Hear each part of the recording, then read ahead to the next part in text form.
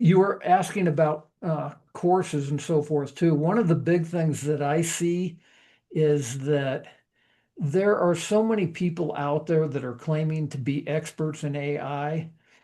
And I think that you really need to step back and ask yourself, if you look at the equation of what does it take to become an expert, the kind of industry standard forever is it takes 10,000 hours to become an expert at something.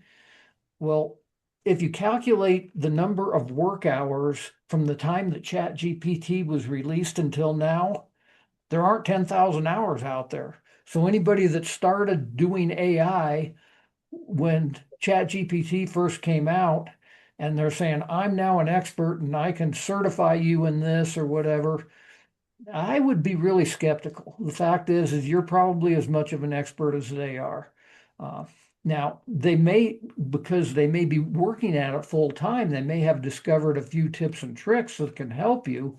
So I wouldn't discount them completely, but I would just be leery of somebody saying, hey, I'm going to certify you in AI, or I'm going to teach you how you're going to make $1 million with AI or whatever. It's still the Wild West. Okay. What So type of questions and there some of the folks watching this may um, be in the same position as me. I don't consider myself an expert in any of this. I just understand that I have to have basic understanding. I've never, when I talk to people, uh, people building websites or building the YouTube channel, I don't want to be an expert in it. I don't want to know how it works. Um, in the photo industry, I had a company that I represented called Pocket Wizard, and it was you'd put a transmitter on your camera and on your lights wirelessly.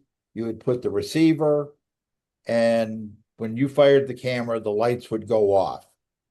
And I would have photographers come up to me at a trade show and say, well, how does it work? I said, well, you put a transmitter here, you put a receiver here, you push the button.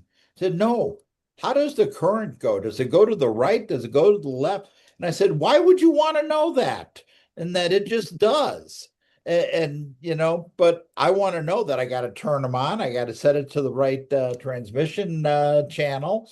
And if there's 10 other photographers, like in a press conference, maybe 4 channels isn't enough. So I got to get the advanced model that has 20 channels. But we had a guy, he actually invented Minolta and Sekonic light meters, and that he developed the products I was selling at the time. And we called him the Nutty Professor. I mean, this guy was goofy, but he could tell you why the current went to the right and what the functionality of it was. I look at all different tools like this, technology tools, the same way. I don't want to know. I just want to push the button and have it work. How do we, or what is the purpose of knowing anything more than that? uh, the only purpose in knowing more than that is if you're going to be involved in developing AI applications like I am, if you're going to be involved in simply using them, like I said, it's kind of like electricity. You know, you don't need to know how electricity works. You don't need to know how to wire your house. You simply need to know that I can go over to the wall and flip the switch and the light comes on. So, yeah, you don't need to know most of that. Um, I think that if it's okay with you, I think this might be a good segue into Sure. showing a couple of the AI tools that I've Yeah, developed. send me the request. I did see Sonia had posted a question. I think the answer was Google Gemini. Sonia, you want to be more specific on what that question was about which platform he was speaking of?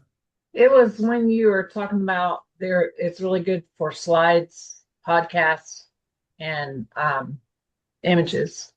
Okay, yeah, that is it's called Notebook LM. and you can LMN just notebook. LM, What? LN. LM. Okay. Uh, Thank you. I'll put it in my notes. it's notebooklm.google.com, and I will put that in the chat.